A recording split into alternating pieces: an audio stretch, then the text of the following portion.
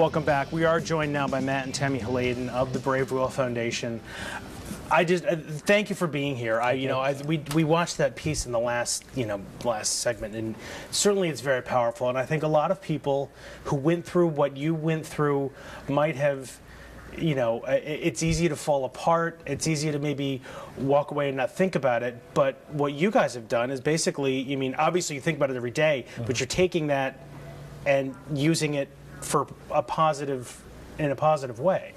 Well, it's funny, that piece was done 2 years ago, very shortly after Will passed away, and to hear us talking about wanting to do something back then, there was never any other thought that we had. We were going to do something in Will's honor.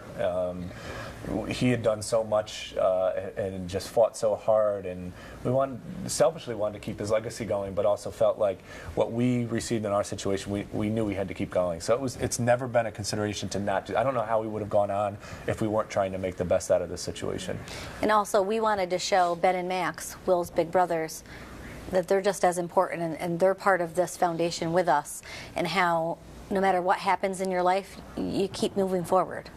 Yeah. I didn't want them to think they were less important. If I could have laid in bed, there was many days I did, but I really wanted them to know it's so important to pick up the pieces, and now what are we going to do as a family to help other families. So you were saying in the piece that basically, Will was very young when you found out, and you basically spent the next 5 or 6 months in the hospital.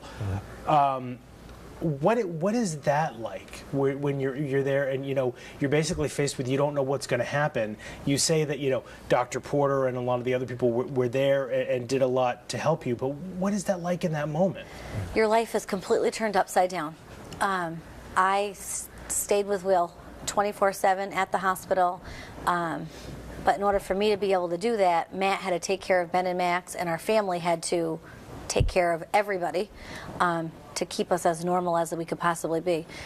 I don't think you realize when you're at the hospital, something as simple as getting a cup of coffee, I didn't want to leave Will to go do that. You're so thankful that somebody shows up in your room from Albany Med and brings you a cup of coffee, allows time for Matt and I to sit and have conversation about Will's diagnosis. Thankfully, somebody would come in and play with Ben and Max and Will to keep you, I don't know, as normal as possible. Well, and I think it's important. We literally lived at the hospital. Will was diagnosed in September, and outside of maybe 2 or 3 weeks, we were living there. Tammy was sleeping at the hospital all week long, and I would sleep there on weekends. And then across the street at the hotel, we were living there as a family. We moved down there.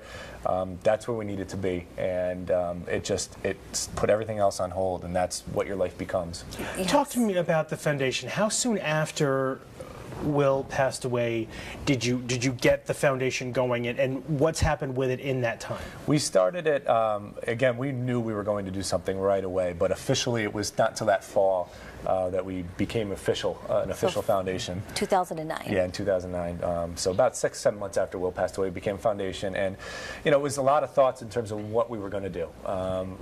It would have been easy to kind of look at the type of cancer Will had, which was very rare, and we just felt like putting money into research, and he had a very difficult form of cancer, and it's one of those things that I don't know how much money it's going to take to cure it. And we really looked at more about our experience at Albany, the people we worked with, the needs of those families, and said that's really where we can make a difference. And we wanted the families to have that same experience. It was a very positive experience, which is a weird thing to say when you lose a child, but it was a very positive and life-changing experience for us.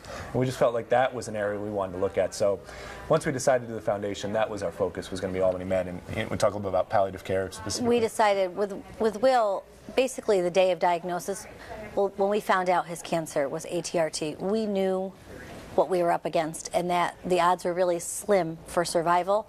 But we were willing, Dr. Porter told us everything, and she said, if I did chemotherapy, if you could get some time with him, would you be willing to do that? And we said, yes, we'll take any time we can get. And being able to see his first smile, to be able to feed him food. We had Thanksgiving and Christmas at the hotel. We're so thankful for all those moments, and that's when palliative care started for us.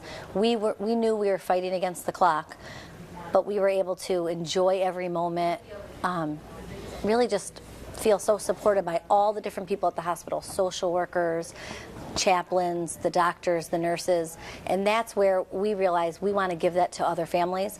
We have no regrets as far as all those moments we had with Will, and if we can give that to another family so that they can live without regret, we'll feel like our foundation is successful. Now talk about palliative care versus hospice. It would seem that there are some similarities there, but I guess in this case it's a little bit different. Yeah, it's often confused. Yeah. Hospice is end-of-life care, whereas palliative care can begin far ahead of that. In Will's case, it was 6 months. It could be 6 weeks. It could be 6 months. It could be 6 years. It could be a lifetime. So hospice is kind of underneath palliative care, but palliative care encompasses all that. Plus, it encompasses afterlife. So once that child passes, palliative care also includes helping the bereaved family, not just the parents, the siblings. It could be the grandparents. So it's stretching beyond hospice is a real defined certain period of time. Palliative care is a much broader scope. So that's appealing because it's going to affect these children. We like to say palliative care doesn't begin at the end and it doesn't end at the end. It's a much broader scope, and therefore these supports, the emotional and the spiritual and the social type of supports are coming in much sooner in the process, and they're really giving that child and that family every opportunity to live a normal life before it gets to end-of-life care. We'll be back in a moment to talk to Matt and Tammy Hladun about the Brave Will Foundation, what they're doing, and this gala that they're having to raise more money for this foundation to help other families when we come back.